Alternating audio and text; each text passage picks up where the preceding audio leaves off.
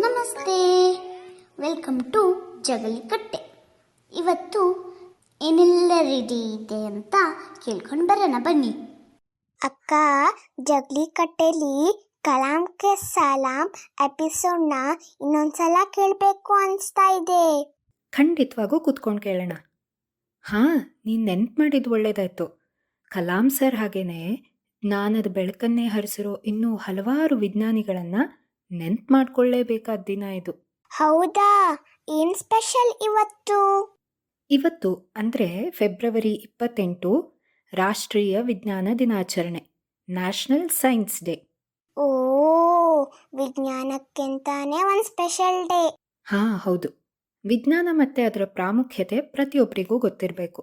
ಇದರ ಮಹತ್ವನ ಎಲ್ಲರಿಗೂ ನೆನಪು ಮಾಡೋಕ್ಕೆ ಅಂತಲೇ ಫೆಬ್ರವರಿ 28 ರಾಷ್ಟ್ರೀಯ ವಿಜ್ಞಾನ ದಿನವನ್ನಾಗಿ ಆಚರಣೆ ಮಾಡ್ತಾರೆ. ಈ ದಿನದ ವಿಶೇಷತೆ ಏನು ಗೊತ್ತಾ ನಿಮಗೆ? ಜಗತ್ಪ್ರಸಿದ್ಧ ಭಾರತೀಯ ವಿಜ್ಞಾನಿ ಸರ್ ಸಿ.ವಿ. ರಾಮನ್ ಅವರು ಇಡೀ ವಿಶ್ವಕ್ಕೆ ರಾಮನ್ ಎಫೆಕ್ಟ್, ರಾಮನ್ ಪರಿಣಾಮ ಅನ್ನೋ ಸಿದ್ಧಾಂತವನ್ನು ನೀಡಿದ ದಿನ ಇದು. ಈ ಸಾಧನೆಯನ್ನು ನೆನಪು ಮಾಡ್ಕೊಳ್ಳೋಕ್ಕೆ ಅಂತಲೇ ಈ ದಿನ. ಸಿ.ವಿ. ರಾಮನ್ ಅವರಿಗೆ ನೊಬೆಲ್ ಪ್ರೈಸ್ ಸಿಕ್ಕಿದೆ ಅಲ್ವಾ ಇದೇ ವಿಷಯಕ್ಕೆ? ಹೌದು. ವಿಜ್ಞಾನ ವಿಭಾಗದಿಂದ ನೊಬೆಲ್ ಪ್ರಶಸ್ತಿ ಪಡೆದಂಥ ಏಷ್ಯಾದ ಮೊಟ್ಟ ಮೊದಲ ವ್ಯಕ್ತಿ ಅನ್ನೋ ಖ್ಯಾತಿ ರಾಮನ್ ಅವರಿಗೆ ಸೇರುತ್ತೆ. ಎಷ್ಟು ದೊಡ್ಡ ಸಾಧನೆ! ರಾಮನ್ ಎಫೆಕ್ಟ್ ಅಂದ್ಯಲ್ಲ, ಹಂಗಂದ್ರೇನು? ಇದು ತುಂಬ ಇಂಟ್ರೆಸ್ಟಿಂಗ್ ಆಗಿದೆ, ಹೇಳ್ತೀನಿ ಕೇಳು. ಒಂದ್ಸಲ ರಾಮನ್ ಅವರು ಹಡಗಲ್ಲಿ ಹೋಗ್ತಾ ಇರಬೇಕಾದ್ರೆ ಅವರಿಗೆ ಸಮುದ್ರ ಯಾಕೆ ಯಾವಾಗಲೂ ನೀಲಿ ಬಣ್ಣವಾಗಿ ಕಾಣಿಸುತ್ತೆ ಅಂತ ಡೌಟ್ ಬಂತಂತೆ. ಅದು ಆಕಾಶದ ಬಣ್ಣ ರಿಫ್ಲೆಕ್ಟ್ ಆಗ್ತಾ ಇರೋದಾ ಅಥವಾ ಇದ್ರ ಹಿಂದೆ ಬೇರೆ ಏನಾದರೂ ಗುಟ್ಟ ಅಡಗಿದ್ಯಾ ಅಂತ ಪತ್ತೆ ಹಚ್ಚೋಕ್ಕೆ ಶುರು ಮಾಡಿದ್ರಂತೆ. ಅದನ್ನು ಪತ್ತೆ ಹಚ್ಚಕ್ಕೆ ಹೊರಟವರು ಸೂರ್ಯನ ಬೆಳಕು ನೀರಲ್ಲಿ ಚದುರಿ ಹೋಗೋದ್ರಿಂದಾನೇ ಸಮುದ್ರ ನೀಲಿಯಾಗಿ ಕಾಣೋಕೆ ಕಾರಣ ಅಂತ ಕಂಡುಹಿಡಿದ್ರು. ಹಾಗೆಯೇ ಇದೇ ವಿಷಯದ ಮೇಲೆ ಅವರ ಅಧ್ಯಯನವನ್ನು ಮುಂದುವರಿಸಿದ್ರು. ಓ ವಾವ್! ರಾಮನ್ ಎಫೆಕ್ಟ್ ಬಗ್ಗೆ ನಿನಗೆ ಡೀಟೇಲ್ ಆಗಿ ಹೇಳಬೇಕು ಅಂದರೆ, ಯಾವುದೇ ಪಾರದರ್ಶಕ ಅಂದರೆ ಟ್ರಾನ್ಸ್ಪರೆಂಟ್ ವಸ್ತುವಿನ ಮೂಲಕ ಬೆಳಕು ಹಾಯಿಸಿದಾಗ ಅದರಿಂದ ಹೊರಬರೋ ಕಿರಣಗಳು ಅದರಿಂದ ಒಳಬರೋ ಕಿರಣಗಳಿಗಿಂತ ಭಿನ್ನವಾದ ದಿಕ್ಕಿನತ್ತ ಹೊರಳಿರುತ್ತೆ. ಹೀಗೆ ಚದುರಿರೋ ಬಹುಪಾಲು ಕಿರಣಗಳ ಸ್ವರೂಪ ಮೂಲ ಕಿರಣದಂತೆ ಇದ್ರೂ ಒಂದಷ್ಟು ಭಾಗದ ಕಿರಣಗಳ ವೇವ್ಲೆಂತ್ ಮೂಲಕ್ಕಿಂತ ಬದಲಾಗಿರುತ್ತೆ. ಇದನ್ನೇ ರಾಮನ್ ಎಫೆಕ್ಟ್ ಅಂತ ಹೇಳ್ತಾರೆ. ಇಂಟ್ರೆಸ್ಟಿಂಗ್ ಆಗಿದೆ ಕೇಳೋಕೆ. ಬರೀ ರಾಮನ್ ಎಫೆಕ್ಟ್ ಅಷ್ಟೇ ಅಲ್ಲ, ಹೀಗೆ ಇನ್ನೂ ಹಲವಾರು ಭಾರತೀಯ ವಿಜ್ಞಾನಿಗಳ ಸಂಶೋಧನೆಗಳು ಭಾರತಕ್ಕೆ ಮಾತ್ರ ಅಲ್ಲದೆ ಇಡೀ ಜಗತ್ತಿಗೆ ಸಹಾಯ ಮಾಡಿದೆ. ಈಗ ನಮ್ಮನೇಲಿರೋ ಫ್ಯಾನು, ವಾಷಿಂಗ್ ಮಷೀನಲ್ಲಿರೋ ಎಲೆಕ್ಟ್ರಿಕ್ ಮೋಟಾರ್ಸ್ ವಿಷಯಕ್ಕೆ ಬರೋಣ. ಮೊಟ್ಟ ಮೊದಲ ಬಾರಿಗೆ ಈ ಥರದ ಎಲೆಕ್ಟ್ರಿಕ್ ಮೋಟಾರ್ಸ್ನ ತಯಾರು ಮಾಡಿದಂಥ ಕೀರ್ತಿ ತಮಿಳುನಾಡಿನ ಗೋಪಾಲ್ ಸ್ವಾಮಿ ದೊರೆಸ್ವಾಮಿ ನಾಯ್ಡು ಅವರಿಗೆ ಸಲ್ಲುತ್ತೆ. ಇನ್ನು ನಮ್ಮ ಬೆಂಗಳೂರಿನವರೇ ಆದ ಬೆಂಗಳೂರು ಗುಂಡಪ್ಪ ಲಕ್ಷ್ಮೀನಾರಾಯಣ ಸ್ವಾಮಿ BGL ಸ್ವಾಮಿ, ಇವರು ಸಸ್ಯಗಳ ಬೇರು ಮತ್ತು ಕಾಂಡಗಳ ನಡುವೆ ಇರೋ ಸ್ಟ್ರಕ್ಚರಲ್ ಕನೆಕ್ಷನ್ ಬಗ್ಗೆ ಅಧ್ಯಯನ ಮಾಡಿದ್ರು. ಹಾಗೇ ಹಲವಾರು ಸಸ್ಯ ಜಾತಿಗಳನ್ನ ಕಂಡುಹಿಡಿದಿದ್ದಾರೆ ಸಹ. ಅದರಲ್ಲಿ 2 ಸಸ್ಯಕ್ಕೆ ಅವರು ಟೀಚರ್ಸ್ ಹೆಸರೇ ಇಟ್ಟಿದ್ದಾರಂತೆ. ಇನ್ನು ಭಾರತೀಯ ಮೂಲದವರೇ ಆದ ವೆಂಕಟರಮಣ್ ರಾಮಕೃಷ್ಣನ್, ಇವರಿಗೆ ಜೀವಕೋಶದಲ್ಲಿರೋ ರೈಬೋಸೋಮ್ನ ರಚನೆ ಮತ್ತು ಕಾರ್ಯಗಳ ಅಧ್ಯಯನ ಮಾಡಿರೋದಕ್ಕೆ 2009ರಲ್ಲಿ ನೊಬೆಲ್ ಪ್ರೈಸ್ ಸಹ ಸಿಕ್ಕಿದೆ. ಹೀಗೆ ಹೇಳ್ತಾ ಹೋದರೆ ದಿನಗಳೇ ಸಾಕಾಗಲ್ಲ, ಅಷ್ಟುದ್ದ ಇದೆ ಲಿಸ್ಟು. ಇನ್ಸ್ಪೈರಿಂಗ್ ಅನ್ಸುತ್ತೆ ಇವ್ರ ಬಗ್ಗೆ ಎಲ್ಲ ಕೇಳೋದು. ಹೀಗೆ ಎಲ್ಲರಲ್ಲೂ ಉತ್ಸಾಹ, ಆಸಕ್ತಿ ಬೆಳಿಬೇಕು. ವಿಜ್ಞಾನದ ಬಗ್ಗೆ ಇನ್ನೂ ಕುತೂಹಲ ಹೆಚ್ಚಬೇಕು.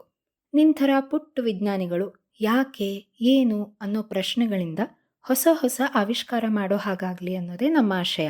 ಸರಿ, ಇಷ್ಟೊತ್ತು ವಿಜ್ಞಾನ ದಿನದ ಬಗ್ಗೆ ಮಾಹಿತಿ ತಿಳ್ಕೊಂಡಿದ್ದಾಯ್ತು. ಇವಾಗ ಹಿಮಾನಿ ಮತ್ತು ಅವಳ ಫ್ರೆಂಡ್ಸು ಅವರೂರಲ್ಲಿರೋ ಸಮಸ್ಯೆಗಳನ್ನು ವಿಜ್ಞಾನಿಗಳ ಥರನೇ ಹೇಗೆ ಹಂತ ಹಂತವಾಗಿ ಬಗೆಹರಿಸಿದ್ರು ಅನ್ನೋ ಕಥೆ ಕೇಳೋಣ ಬಾ.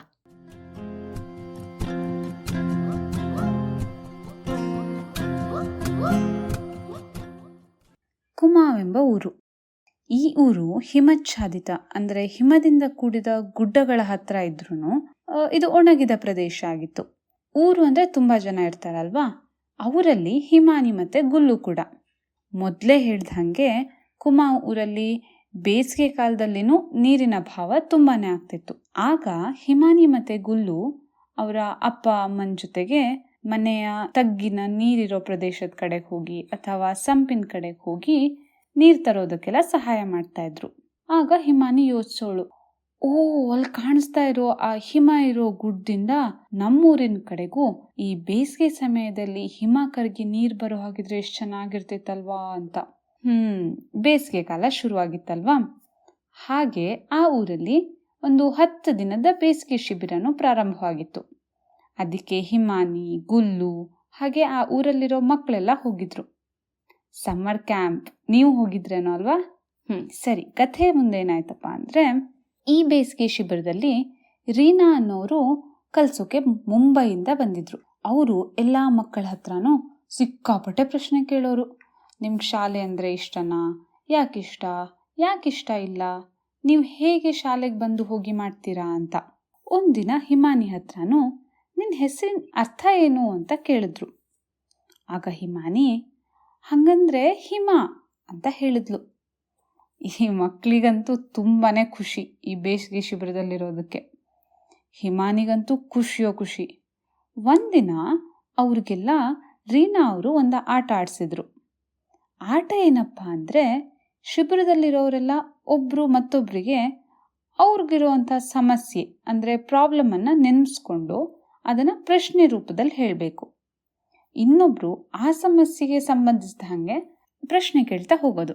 ಹೀಗೆ ಪ್ರಶ್ನೆ ಮೇಲೆ ಪ್ರಶ್ನೆ ಕೇಳ್ತಾ ಒಂದು ಕಥಾ ಸರಣಿ ಅಂದ್ರೆ ಸೀರೀಸ್ ತರ ಆಗ್ತಾ ಇತ್ತು. ಎಲ್ಲರಿಗೂ ಇದು ಹೊಸದು ಮತ್ತೆ ಮಜಾ. ಈ ಪ್ರಶ್ನೆ ಸಮಸ್ಯೆಗಳ ಹೇಗಿರತ್ತಪ್ಪ ಅಂದ್ರೆ, ಒಬ್ರು ಕೇಳ್ತಾರೆ, ಅವ್ರಿಗೆ ಬಾಯಾರಿಕೆ ಆಗಿರುತ್ತೆ ಶಾಲೆಯಲ್ಲಿ. ಆಗ ಅವರು ಶಾಲೆಯಲ್ಲಿ ಶುದ್ಧ ಕುಡಿಯೋ ನೀರನ್ನ ಹೇಗೆ ಪಡೆಯೋದು? ಮತ್ತೊಬ್ರು ನಮಗೆ ಶುದ್ಧ ನೀರು ಯಾಕೆ ಬೇಕು, ನೀರು ಎಲ್ಲಿಂದ ಬರುತ್ತೆ ಅಂತ ಕೇಳಿದ್ರೆ ಅದಕ್ಕೆ ಮತ್ತೊಬ್ರು ಹಿಮ ಕರಗ್ತಾ ಇದೆ, ಅದ್ರ ನೀರನ್ನು ಪಡೆಯೋಕೆ ನಾವು ಯಾಕೆ ಕೊಳವೆ ಹಾಕಿಸ್ಬಾರ್ದು? ಆಗ ಇನ್ನೊಬ್ರು ಯಾಕೆ ನೀವೆಲ್ಲ ಈ ಥರ ಎಲ್ಲ ಪ್ರಶ್ನೆ ಕೇಳ್ತಾ ಇದ್ದೀರಾ ಅಂತ ಅವರ ಸಂದೇಹನ ಕೇಳಿದ್ರು. ಹೀಗೆ ಪ್ರಶ್ನೆಗಳ ಮೇಲೆ ಪ್ರಶ್ನೆ ಮುಂದುವರಿಯುತ್ತೆ. ನಾವು ನೀರಿನ ಸಮಸ್ಯೆ ಬಗ್ಗೆ ಯಾಕೆ ಗಮನ ಹರಿಸಬಾರ್ದು? ನಮ್ಮ ಊರು ಒಣ ಪ್ರದೇಶ ಆಗಿದೆ, ಇಲ್ಲಿ ಕುಡಿಯೋ ನೀರಿನ ಸಮಸ್ಯೆ ಇದೆ. ಹೀಗೆ ಒಬ್ರಾದ್ಮೇಲೆ ಒಬ್ರು ಪ್ರಶ್ನೆಗಳನ್ನ ಕೇಳ್ತಾ ಹೋದ್ರು. ಹಾಗೆ ಇವರೆಲ್ಲ ಸೇರಿ ಅಂತರ್ಜಾಲ ಅಂದ್ರೆ ಇಂಟರ್ನೆಟ್ ಅಲ್ಲಿ ಹುಡುಕುವಾಗ ಒಂದು ಚಾರ್ಟ್ ಸಿಗತ್ತೆ ಅವರಿಗೆ. ಅದರಲ್ಲಿ ಯಾವುದೇ ಸಮಸ್ಯೆಯನ್ನ ಹಂತವಾಗಿ ಪರಿಹರಿಸೋದು ಹೇಗೆ ಅನ್ನೋದು ಸಿಗತ್ತೆ. ಅದರಲ್ಲಿ ಮೊದಲನೆಯದಾಗಿ ನಾವು ಸಮಸ್ಯೆಯನ್ನ ಕಂಡುಹಿಡ್ಕೋಬೇಕು. ಎರಡನೇದು ಸಮಸ್ಯೆಯ ಎಲ್ಲ ಮೂಲಗಳನ್ನ ತಿಳಿದುಕೋಬೇಕು, ಮತ್ತೆ ಅದನ್ನ ಚರ್ಚಿಸಬೇಕು. ನಾಲ್ಕನೇದು ಸರಿಯಾದ ಪರಿಹಾರವನ್ನ ತೀರ್ಮಾನಿಸ್ಕೋಬೇಕು. ಒಂದ್ಸಲ ಪ್ರಯತ್ನ ಪಡಬೇಕು. ಹೀಗೆ ನಮ್ಮ ಪ್ರಯತ್ನ ಸಫಲವಾದ್ರೆ ಸರಿ, ಇಲ್ಲ ಅಂದ್ರೆ ಪುನಃ ಬೇರೆ ಪರಿಹಾರವನ್ನ ಪ್ರಯತ್ನಿಸೋದು. ಎಲ್ಲರಿಗೂ ಈ ವಿಧಾನವನ್ನ ಬಳಸಿ ನಾವು ನಿಜವಾಗ್ಲೂ ಸಮಸ್ಯೆಗಳನ್ನ ಪರಿಹರಿಸಬಹುದೇ ಅಂತ ಅನುಮಾನ ಶುರುವಾಯಿತು. ಬೇಸಿಗೆ ಶಿಬಿರದಲ್ಲಿ ಮರುದಿನ ಮಕ್ಕಳೆಲ್ಲ ಸೇರಿ ಅವರ ಶಾಲೆಯಲ್ಲಿ ಅವರಿಗೆ ಯಾವುದೆಲ್ಲ ಸಮಸ್ಯೆ ಇದೆ ಅನ್ನೋದನ್ನ ಪಟ್ಟಿ ತಯಾರಿಸಿದ್ರು, ಅಂದ್ರೆ ಲಿಸ್ಟ್ ಮಾಡಿದ್ರು. ಅವರಿಗೆ ಆಶ್ಚರ್ಯ, ಅಲ್ಲಿ ಅಷ್ಟೊಂದು ಸಮಸ್ಯೆಗಳಿತ್ತ ಅಂತ. ದೊಡ್ಡ ಸಮಸ್ಯೆಗಳನ್ನ ನಾವು ಪಟ್ಟಿ ಮಾಡಿದ್ರು. ಮನೆಗೆ ಅಥವಾ ಶಾಲೆಗೆ ಹೇಗೆ ನೀರಿನ ಜೊತೆಗೆ ನೀರ ಸಂಪರ್ಕ ಇರಲಿಲ್ಲ, ಅಂದ್ರೆ ನೀರು ಅವರಿಗೆ ಅಷ್ಟು ಸುಲಭವಾಗಿ ಸಿಗ್ತಾ ಇರಲಿಲ್ಲ. ಮತ್ತೆ ಆ ಗುಡ್ಡಗಾಡಿನ ಪ್ರದೇಶ ಆಗೋದ್ರಿಂದ ಅಲ್ಲಿ ಭೂಕುಸಿತ ಆಗ್ತಾ ಇತ್ತು. ಮಳೆಗಾಲದಲ್ಲಿ ಕೆಸರಿಂದ ತುಂಬಿಕೊಂಡಿರೋ ರಸ್ತೆಗಳಿರ್ತಾ ಇತ್ತು.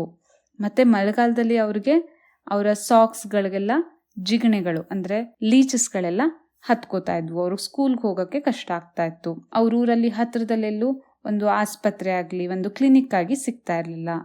ಆಮೇಲೆ ಊರಲ್ಲಿ ಕುಡಿತದ ಸಮಸ್ಯೆ, ಕುಡಿತದ ನಂತರ ಗಲಾಟೆ, ಅಕ್ಕಪಕ್ಕದ ಮನೆಯವ್ರ ಜಗಳ ಆಡೋದು, ಇದೆಲ್ಲ ಸಮಸ್ಯೆಗಳನ್ನ ಲಿಸ್ಟ್ ಮಾಡ್ಕೊಂಡ್ರು. ಹಾಗೆ ಮಕ್ಕಳೆಲ್ಲ ಸೇರಿ ಅವ್ರ ಹತ್ರ ಪರಿಹರಿಸೋಕ್ಕಾಗುವಂಥ ಸಮಸ್ಯೆಗಳು ಯಾವುದು ಅನ್ನೋದನ್ನ ಶಾರ್ಟ್ ಲಿಸ್ಟ್ ಮಾಡ್ಕೊಂಡ್ರು. ಅಶುದ್ಧ ಕುಡಿಯೋ ನೀರಿದೆ, ಶಾಲೆಗೆ ಹೋಗ್ತಾ ಅವರಿಗೆ ತುಂಬಾ ಭಾರದ ಸ್ಕೂಲ್ ಬ್ಯಾಗ್ ಸಿಗ್ತಿತ್ತು, ರಾತ್ರಿ ರೋಡ್ಗಳಲ್ಲೆಲ್ಲ ದೀಪ ಇರ್ತಿರ್ಲಿಲ್ಲ, ಲೈಟ್ಸ್ ಇರ್ತಿರ್ಲಿಲ್ಲ, ಊರಲ್ಲೆಲ್ಲದನ್ನು ಪ್ಲಾಸ್ಟಿಕ್ ಬಾಟಲ್ಗಳೆಲ್ಲ ಹರಡ್ಕೊಂಡು ಬಿದ್ದಿರ್ತವೆ.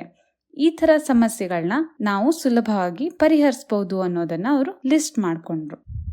ಈಗ ಬೇಸಿಗೆ ಶಿಬಿರದಲ್ಲಿ ಮರುದಿನ ಇವರೆಲ್ಲ ಸೇರಿ ನಮಗೆ ಇಂಟರ್ನೆಟ್ಟಲ್ಲಿ ಒಂದು ಚಾರ್ಟ್ ಸಿಕ್ಕಿತ್ತಲ್ವಾ, ಸಮಸ್ಯೆಗಳನ್ನ ಪರಿಹರಿಸೋದು ಹೇಗೆ ಅಂತ.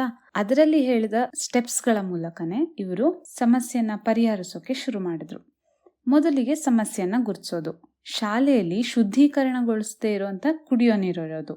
ಇದರಿಂದ ವಿದ್ಯಾರ್ಥಿಗಳಿಗೆಲ್ಲ ಕಾಯಿಲೆ ಬರ್ತಾ ಇದೆ. ಇದು ಅವ್ರದ ಸಮಸ್ಯೆ ಅಂತ ಗುರುತಿಸ್ಕೊಂಡ್ರು. ಎರಡನೇದಾಗಿ ಸಮಸ್ಯೆಗಳನ್ನ ಮೂಲ ಕಂಡುಹಿಡಿಯೋದು. ಈ ಶುದ್ಧ ನೀರನ್ನ ಪಡ್ಕೊಳ್ಳೋಕೆ ಯಾಕೆ ಕಷ್ಟ ಆಗ್ತಾ ಇದೆ? ಈ ಕುಮಾವ್ ಊರ್ನ ಸುತ್ತಲೂ ಹರಿಯೋ ಅನೇಕ ಹೊಳೆಗಳಲ್ಲಿ ಶುದ್ಧ ನೀರಿರ್ಬೇಕಿತ್ತು, ಆದ್ರೆ ಶಾಲೆ ಹತ್ರ ಹೊಳೆಗಳಿಲ್ಲ ಅನ್ನೋದನ್ನ ಅವರು ಕಂಡುಹಿಡ್ಕೊಂಡ್ರು. ತದನಂತರ ಅವರು ಇದನ್ನ ಚರ್ಚಿಸೋಕ್ ಶುರು ಮಾಡಿದ್ರು. ನೀರನ್ನ ಶುದ್ಧೀಕರಿಸೋದಕ್ಕೆ ಏನೆಲ್ಲ ಮಾಡ್ತಾರೆ? ಕೆಲವರು ಬಟ್ಟೆಗಳನ್ನ ಬಳಸ್ತಾರೆ ಅನ್ನೋದನ್ನ ತಿಳ್ಕೊಂಡ್ರು. ಮತ್ತೆ ನೀರಲ್ಲಿರೋ ದೊಡ್ಡ ಕಲ್ಮಶಗಳನ್ನ ಮಾತ್ರ ಈ ಬಟ್ಟೆಗಳನ್ನ ಶೋಧಿಸಬಹುದು. ಕಾಯಿಲೆ ತರುವ ಬ್ಯಾಕ್ಟೀರಿಯಾಗಳನ್ನ ಈ ಬಟ್ಟೆಯಿಂದ ಶೋಧಿಸೋಕೆ ಆಗಲ್ಲ ಅನ್ನೋದನ್ನ ತಿಳ್ಕೊಂಡ್ರು. ಮತ್ತೆ ಮನೆಯಲ್ಲಿ ಸಿಗುವಂತ ನುಗ್ಗೆ ಬೀಜದಿಂದ ನೀರನ್ನು ಶುದ್ಧೀಕರಣಗೊಳಿಸಬಹುದು ಅನ್ನೋದನ್ನ ತಿಳ್ಕೊಂಡ್ರು. ಮತ್ತೆ ಹಾಗೆ ಅಲ್ಲೇ ಆ ಮಕ್ಕಳಲ್ಲೇ ಇರೋ ಯಾರ್ದೋ ಒಬ್ಬರ ಮನೆಯಲ್ಲಿ ನೀರನ್ನ ಶುದ್ಧೀಕರಣ ಮಾಡೋ ಒಂದು ಚಿಕ್ಕ ಯಂತ್ರ ಇದೆ ಅನ್ನೋದನ್ನ ಸಹ ಕಂಡ್ಕೊಂಡ್ರು. ಈಗ ಅವರು ಈ ಸಮಸ್ಯೆಗೆ ಪರಿಹಾರವನ್ನ ಕಂಡುಹಿಡಿಯುವಂತ ಯಂತ್ರವನ್ನ ಮಾಡ್ಬೋದಾ ಅಂತ ಒಂದು ಪರಿಹಾರವನ್ನ ಕಂಡುಹಿಡ್ಕೋತಾರೆ. ಅದನ್ನ ಪ್ರಯತ್ನಿಸೋದಕ್ಕೆ ಮೊದಲನೇದಾಗಿ ಹಿರಿಯ ಸಹಪಾಠಿಗಳಿಂದ ಸಹಾಯ ತೆಕ್ಕೊಂಡ್ರು. ಹಾಗೆ ಅವರು ನೀರು ಶುದ್ಧೀಕರಣ ಮಾಡೋ ಯಂತ್ರದ ಚಿತ್ರ ಬಿಡಿಸಿದ್ರು. ಹೇಗಿರ್ಬೋದು? ಉರುಟ್ಕಲ್ಲನ್ನ ಹಾಕೋದು, ಅದರ ಮಧ್ಯೆ ನುಗ್ಗೆ ಬೀಜಗಳನ್ನ ಹಾಕೋದು, ಕಚ್ಚಾ ಮರಳುಗಳನ್ನ ಹಾಕೋದು, ಕಲ್ಲಿದ್ಲು, ಉತ್ತಮ ಮರಳು, ಹೀಗೆ ಬೇರೆ ಬೇರೆ ಲೇಯರ್ಗಳನ್ನ ಹಾಕಿ ನೀರನ್ನ ಹೇಗೆ ಶುದ್ಧೀಕರಣ ಮಾಡಬಹುದು ಅನ್ನೋದನ್ನ ಚಿತ್ರಗಳನ್ನ ಬಿಡಿಸಿ ಸಮಸ್ಯೆ ಬಗೆಹರಿಸೋ ತುಂಬಾ ವಿಧಾನಗಳನ್ನ ಉಪಯೋಗಗಳನ್ನ ಕಂಡುಹಿಡ್ಕೊಂಡ್ರು. ಹೀಗೆ ಮಕ್ಕಳೆಲ್ಲ ಸೇರಿ ತುಂಬಾ ಸಮಸ್ಯೆಗಳನ್ನ ಹುಡುಕಿ ಅದಕ್ಕೆ ಅವರಿಂದ ಆಗುವಂತ ಪರಿಹಾರಗಳನ್ನ ಕಂಡುಹಿಡ್ಕೊಳ್ಳೋದಕ್ಕೆ ಶುರು ಮಾಡಿದ್ರು. ಇದು ನಿಜವಾಗಿ 2018ರಲ್ಲಿ ಸತ್ಪೋಲ್ ಪ್ರದೇಶದಲ್ಲಿ ನಡೆದ the walking school bus, Himalaya ಯಾನದಲ್ಲಿ ಕೈಗೊಂಡ ಸಾಮಾಜಿಕ ಕೆಲಸ ಕಾರ್ಯಗಳಲ್ಲಿ ಇದು ಒಂದು.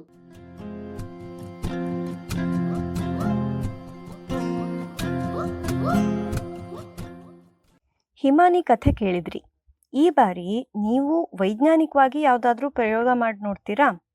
ಉದಾಹರಣೆಗೆ, ಬೀಜ ಹಾಕಿ ಮೊಳಕೆ ಬಂದಮೇಲೆ ಪ್ರತಿದಿನ ಸಸಿ ಉದ್ದನ ಅಳತೆ ಮಾಡಿ ನೋಟ್ ಮಾಡಿದರೆ ಗಿಡಗಳು ಬೆಳೆಯುತ್ತೆ ಅನ್ನೋದನ್ನು ವೈಜ್ಞಾನಿಕವಾಗಿ ತೋರಿಸ್ಬೋದು. ಇದೇ ಥರ ನಿಮ್ಗಿಷ್ಟವಾದ ಯಾವುದಾದ್ರೂ ಥಿಯರಿಯನ್ನು ಪ್ರಾಯೋಗಿಕವಾಗಿ ವೈಜ್ಞಾನಿಕವಾಗಿ ಮಾಡಿ ನೀವು ಗಮನಿಸಿದ ಅಂಶಗಳನ್ನು ಮತ್ತು ಪ್ರಯೋಗದ ಫಲಿತಾಂಶವನ್ನು ನಮ್ಮ ಜೊತೆ ಹಂಚ್ಕೊಳ್ಳಿ. ಕಾಯ್ತಾ ಇರ್ತೀವಿ. ಹಾಗೆಯೇ ಈ ಸಂಚಿಕೆ ಬಗ್ಗೆ ನಿಮ್ಮ ಅಭಿಪ್ರಾಯಗಳನ್ನ ತಿಳಿಸಿ ಅಂತ ಹೇಳ್ತಾ ಈ ಸಂಚಿಕೆಯನ್ನು ಮುಗಿಸ್ತಾ ಇದ್ದೀವಿ. ಧನ್ಯವಾದಗಳು.